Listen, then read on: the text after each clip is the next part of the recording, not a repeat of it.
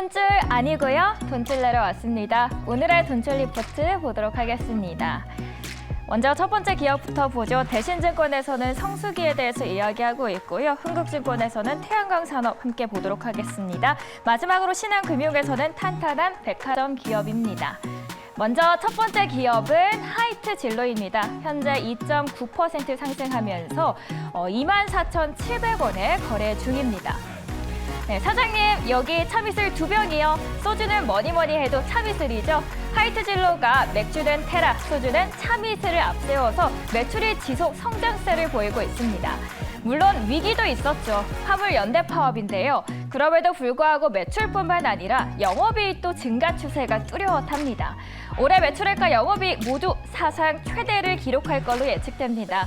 하이트 진로는 테라가 큰 힘을 발휘하고 있습니다. 특히 일명 테슬라로 불리는 테라와 참이슬을 섞어서 마시는 소맥 여전히 큰 인기를 끌고 있네요.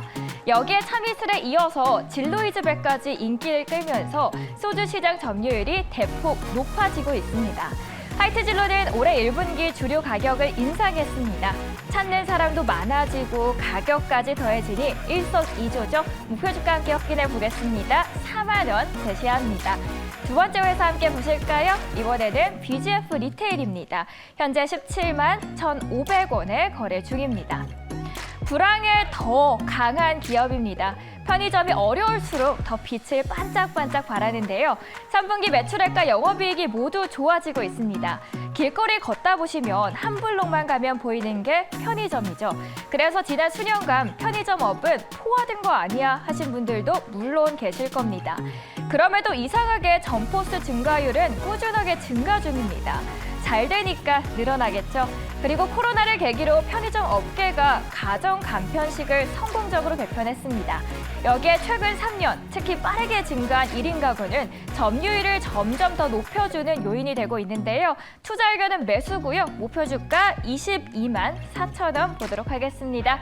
마지막 기업입니다. 앞서 오프닝에서도 말했던 하나솔루션입니다. 현재 46,950원에 거래 중입니다. 이 기업의 태양광 부문의 이익 기여도가 확대될 것을 예측하면서 목표 주가를 올립니다. 3분기 매출액과 영업이익이 크게 늘었는데요. 글로벌 경기 침체로 수요가 부진하면서 케미칼 부분의 감익은 아쉽게도 불가피합니다. 다만 태양광 모듈 판가와 판매량이 모두 증가하면서 수익성이 대폭 개선될 것이라는 분석입니다. 신재생 에너지에 대한 수요가 지속적으로 확대되고 있고 모듈 판가와 판매량이 모두 늘었죠. 여기에 폴리실리콘 가격이 전분기 대비 13.9% 상승했다는 악재가 있지만 다행히도 우호적인 환율 효과 속에서 수출 단가의 상승 그리고 운임비 감소로 수익성 개선 폭이 더 클 것으로 분석됩니다. 투자 의견은 매수고요. 목표 주가는 상향 조정하고 있습니다. 6만 7천 원입니다. 오늘도 이렇게 세 가지 돈줄 리포트 알아보셨고요. 나머지 두 개는 소장님께서 돈줄 내주세요. 네, 돈줄 나게 될지 혼줄 나게 될지 오늘도 시장에 많고 많은 종목들을 알아보도록 하겠습니다. YG경제연구소 차윤수 시장과 함께 할게요. 어서 오세요. 안녕하십니까? 네, 안녕하십니까? 저희가 오늘 같이 점심을 했잖아요. 예. 네, 점심을 하면서 이제 시장 이야기를 나눠봤는데 네. 물론 급등해서 기분이 좋긴 하지만 그래도 그동안 우리가 너무 다른 외국인이라던가 기관 수급에 이리 치고 저리 치면서 좀 힘들다라는 이야기를 했어요. 오늘 장 어떻게 보셨습니까? 일단 저는 몇 가지 사항들 지금 올라가니까 굉장히 이제 좋고요. 이 팩트는 이제 훼손된 게 아닌데 생각해 볼 것들이 좀 있다라고 좀 생각이 듭니다. 뭐냐면 지금 오늘 올라가는 종목들이 최근에 낙폭이 컸었던 종목들이에요. 네. 근데 이런 것들이 펀드멘탈이라든지 새로운 뉴스 플로우가 나타나기보다는 수급이 오늘 강하게 들어오면서 어제만 하더라도 수급이 강하게 밑으로 밀더니 오늘은 똑같은 종목이 수급이 강하게 위로 들어오면서 주가가 올라간다라는 거죠.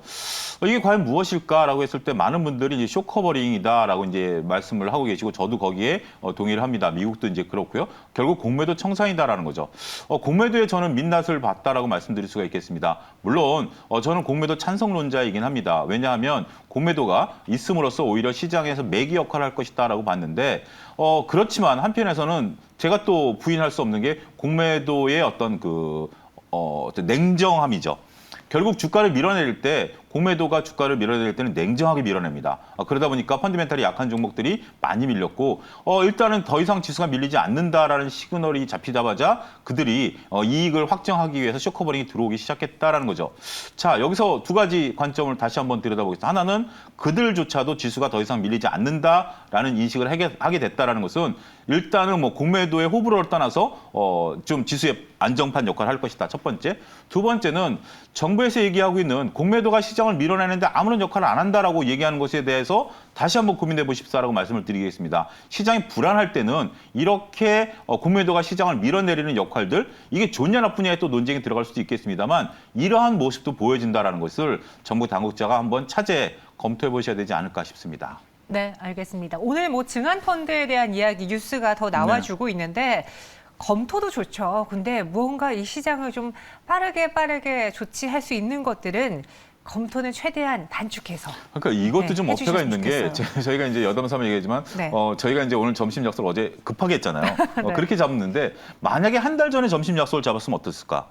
그러니까 느낌이 좀 다르죠. 그러니까 결국 증안펀드도 마찬가지예요. 하려면 확 들어와 줘야지 검토한다라는 것은 시장에선 별로 기대감이 오히려 사라지고 있다. 좀 안타깝다 말씀드릴 수 있겠네요. 알겠습니다. 그런 시장 안에서 그래도 오늘 상승하니까 여러분 즐기시고요. 네. 또 그 외 우리가 눈여겨봐야 되는 종목은 무엇이 있는지 GS건설부터 알아보겠습니다. 유한타증권에서 나온 레포트인데요.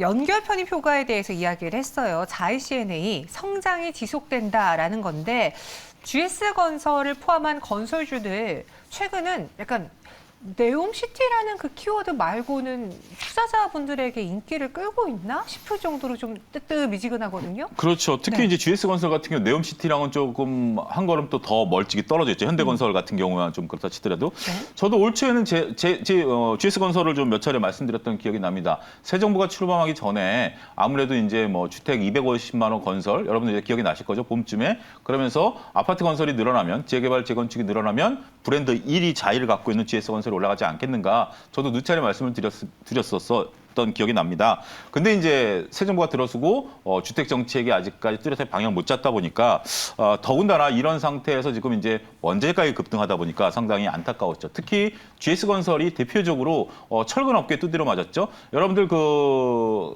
강남 고속버스 터미널 그 신세계백화점 대각선에 있는 그 아파트 건설 현장 잘 아실 겁니다. 어마어마하게 그 GS건설에서 하는데 거기를 이제 철근 업체들이 그 공급을 안 하겠다라고 해서 그럴 정도로 이제 문제가 있었죠.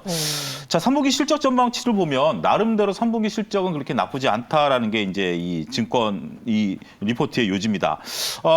매출을 봤을 때 한 2.8조 정도 매출이 일어나고 영업이익은 한 2천억 정도 나타날 것으로 보고 있습니다. YOI 기준으로 봤을 때 매출과 영업이익이 대략 한 뭐 30% 정도 증가할 것으로 보여지죠. 근데 2.8조 한 3조 매출에 한 2천억 영업이익이면 굉장히 영업이익률이 좀 박하다 이런 느낌 좀 지울 수가 없겠죠. 근데 이제 이것을 보면 여기서 보면 자이-CNA라는 단어가 등장합니다. 이게 옛날에 SNI 건설이 이제 이름이 바뀐 거거든요. 근데 이게 이 3월부터 반영이 되면서 이 회사 실적이 좋아요. 그러니까 결국 GS건설에서 이 이름을 바꾼 자이-CNI 실적이 3분기 실적을 좀 뒷받침했다. 이렇게 좀 봐야 되겠죠. 그리고 저는 이 리포트가 상당히 냉정한 게 그 바로 다음에 나오는 단어가 원자재 가격 상승으로 건설 주택 부분의 손익은 전년 대비해서 감소할 것으로 추정한다라고 얘기하고 있는 거예요. 그러니까 외형은 지금 유지가 되지만 속내를 들여다보면 자회사 실적이라든지 이런 것들이 나타나면서 상당히 우리가 볼 때 좋다라고 말하기에는 조금 세모다 이렇게 말씀드릴 수가 있겠습니다. 네, 당장의 실적에 대해서는 그냥 시장 예상치에 부합하는 정도의 네. 수준이지 않을까. 너무 좋지도 너무 나쁘지도 않지 않을까라고 예측을 하고 있는데 이 전반적인 건설주, 건설 업황에 대해서 보면 말씀하신 것처럼 새 정부가 들어섰을 때는 좀 민간주도 하에 그렇죠. 예. 공급이 확연하게 드러나지 않을까 하는 기대감이 건설주에 있었거든요. 지금 그런 기대는 많이 좀 사그라들었는지 현황 어떻습니까? 일단 그 현재 상황만 팩트만 놓고 본다라면 올해 네. 한 2.7만 세대를 이제 그 분양을 할 것으로 이제 공급을 할 것으로 봤는데 그 가이던스는 거의 지켜질 것으로 보고 있다라는 겁니다. 특히 대구에 있는 단지가 미분양이었었던 상황인가 봐요. 대구도 뭐 만만치 않다는 얘기를 간혹 들었는데 GS도 여기에 이제 물량이 있는데 이게 지금 뭐 분양이 조금 되는 그런 부분들이다라는 거죠. 문제는 두 가지입니다. 하나는 그 여기서 말이 끊겨요. 그러니까 지금 정현 아나운서가 질문이 그거잖아요. 지금 우리가 새 정부 들어서 주택 건설이 민간 주도로 늘어날 걸로 봤는데 앞으로 어떻게 될 겁니까? 저한테 질문하셨는데 리포트에 거기에 대한 대답이 없어요. 올해는 어떻게 흘러간다라는 건데 내년도에 대한 것들이 얘기가 없는 거 보면 지금 건설사들도 내년에 대한 수주 전망치가 거의 없다. 이렇게 보는 것이 역설적으로 보고요. 또 한 가지 플랜트가 올해 종료됩니다. 여기 리포트에는 MFC 종료라고 돼 있어서 저도 MFC가 뭔지 이제 찾아봤어요. 그랬더니 그 계열사인 GS 칼텍스에 2021년에 수주한 게 있더라고요. 네. 플랜트 산업인데 이게 이제 공사 끝나요. 그러다 보니까 이제 플랜트 공사가 이걸로 이제 끝나고 신규 수주가 없습니다. 자, 두 가지 문제점이죠. 기존까지 주택 건설이라든지 플랜트 건설을 잘 해왔어요. 근데 앞으로 수주받은 게 없다라는 거죠. 이게 지금 GS 건설에 있어서 건설 쪽에 조금 문제가 아니겠는가라는 부분들입니다. 물론 뭐 저쪽 중동 쪽에 해수 담수화 공사라든지 이런 것들이 좀 있을 것으로 보긴 합니다만 전체적으로 봤을 때는 조금 조심스럽다라고 말씀드릴 수가 있겠습니다. 그래서 전체적으로 봤을 때 플랜트에 대한 외형은 이제 사라지죠. 그리고 주택 건설 부분 그러다 보니까 전체 시장 포지션에서 주택 건설 의존도가 더 높아졌어요. 그런 부분들을 보게 되고 자이 C&A 편입 효과가 사라지게 된다라면 앞으로는 지금 현재 이 상황을 타개하는 게 주요한 것이다. 밑에 있는 지금 단락이거든요. 그 부분이 지금 현재 GS건설의 가장 큰 걱정거리가 아니겠는가 싶습니다. 네. 그러면은 지금 이 정부 정책에 대한 수혜의 기대감은 우리가 접어놔야 될 것 같은 상황인데 GS건설 그 자체를 봤을 때 그럼 투자 포인트로 가져갈 만한 핵심이 있을까요? 이 페이지 준비된 표를 한번 좀 보시죠. 네. 저희 방송 영향인가요? 지금 이제 리포트들이 각 부문별 분석하는 표들이 나오기 시작했어요. 뭐 아무래도 뭐 긍정적이죠. 뭐 네. 누구지? 자, 제 얼굴에서 제일 멀리 쪽을 한번 보시죠. 멀리 쪽을 보면 위에 이제 매출액이 이제 각 부문별로 나와 있어요. 인프라, 주택, 건설, 플랜트 보면 다 소폭 증가하는 것으로 나와 있습니다. 근데 지금 이 리포트가 저는 마음에 드는 게 뭐냐면 매출이 중요한 게 아니라 건설은 지금 원가가 어떻게 되느냐가 중요한 거잖아요.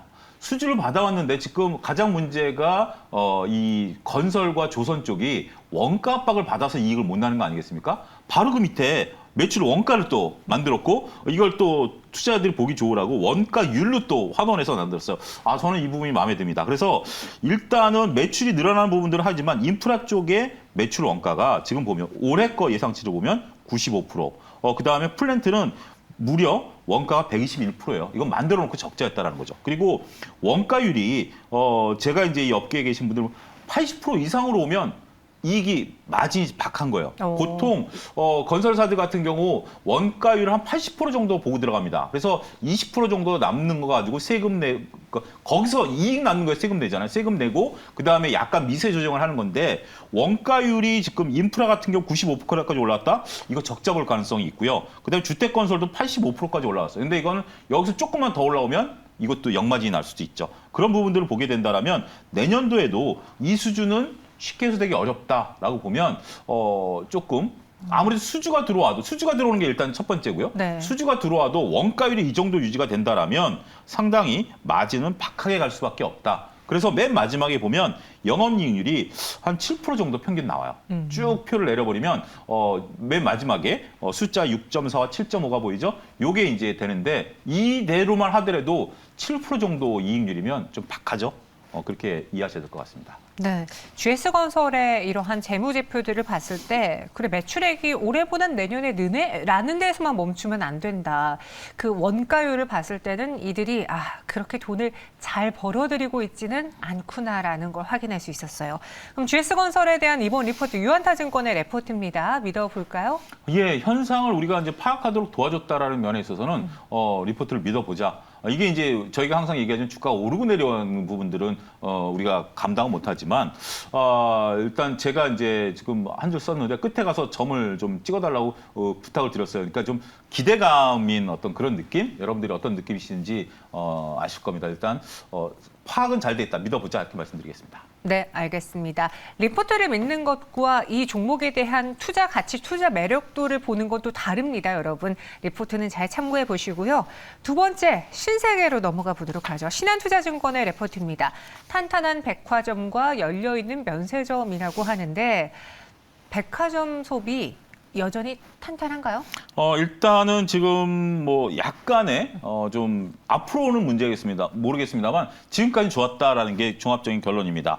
우리가 소비 둔화 얘기가 처음 나왔던 게 이제 6, 7월 달인데 그때 한편으로 보면 백화점들의 이제 줄을 섰다 이제 그런 얘기들 많이 들으셨을 거예요. 저도 이제 여기 이 매일경제가 있는 충무로 오려면 그 명동에 또 신세계 있잖아요. 네. 거기 보면 막 차선 2개, 3개 막 주차장 들어가는 그런 모습들 보였는데 결국 그런 것들이 이제 명품과 의류 소비가 많이 늘었다라는 게 숫자적으로 확인됐다라고 말씀드릴 수가 있겠고 추석 때도 매출이 지금 한 28% 늘었다 이렇게 좀 나온 거 보면 그 성장세가 9월까지는 확인이 되고 있다. 이제 10월은 모르겠습니다만 9월까지는 성장세가 확인이 됐다라고 좀 말씀드릴 수가 있겠습니다.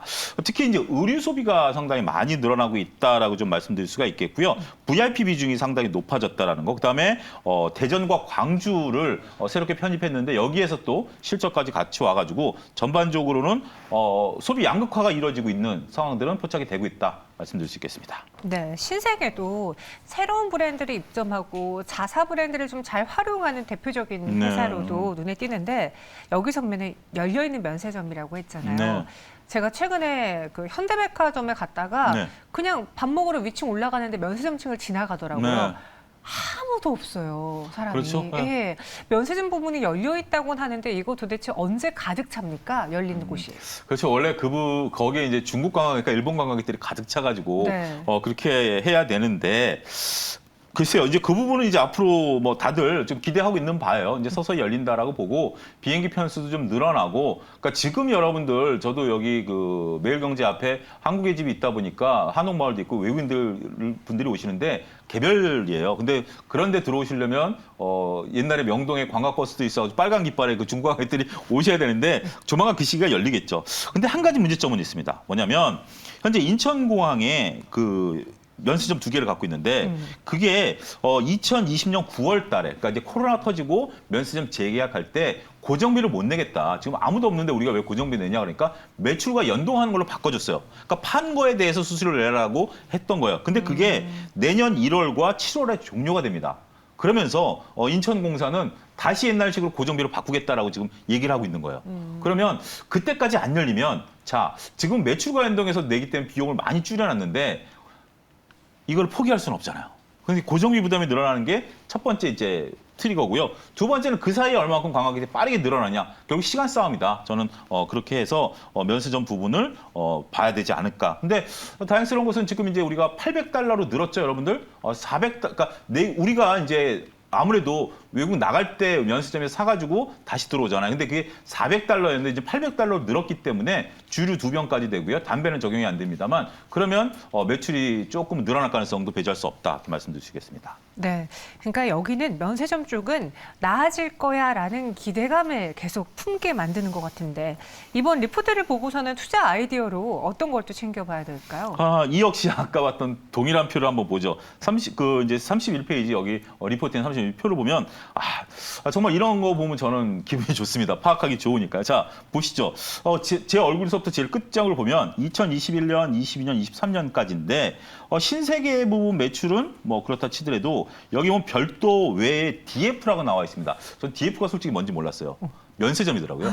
이게 면세점, 그러니까 신세계 DF라는 사명이에요. 이게 네. 면세점인데 이게 굉장히 매출 비중이 크죠. 매출 비중이 큽니다. 일단은 올해 한 그 3조 5천억 정도, 내년에 3조 8천억 정도 늘어나는 건데 쭉 보면 그 밑에 보면 전년 대비로 나와 있어요. 아까는 원가율로 나와 있었습니다만 그 밑에 단에 보면 전년 대비해서 늘어나는 걸로 보면 우리가 신세계 매출은 한 10%씩 늘어나는 걸로 보이는데 DF 같은 경우 2021년에 57% 늘었던 건 기저효과라고 치고요. 올해도 한 30% 늘어나고 내년에도 10%. 그러니까 이 면세점 쪽에 대한 성장세가 고성장이 유지가 되는 거죠.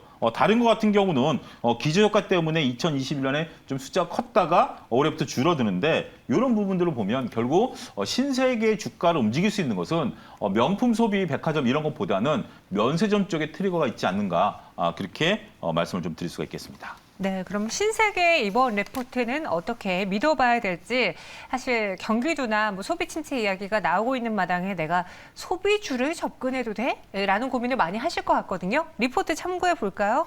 예, 맞습니다. 지금 가장 중요한 건 그거지만 그래도 면세점 쪽은 우리가 생각하는 소비와 좀 다른 세계죠. 그런 부분들을 보게 된다라면 나름대로 한번 여러분들이 고민해 볼 수 있는 좋은 화두거리를 던졌다라는 면에 있어서 믿어보자 이렇게 말씀드리겠습니다. 알겠습니다. 신세계 리포트를 볼 때는요, 꼭 면세사업부가 나아지고 있는지 개선되고 있는지 챙겨보세요. 지금까지 YG경제연구소 차영조 소장과 함께했습니다. 고맙습니다. 감사합니다.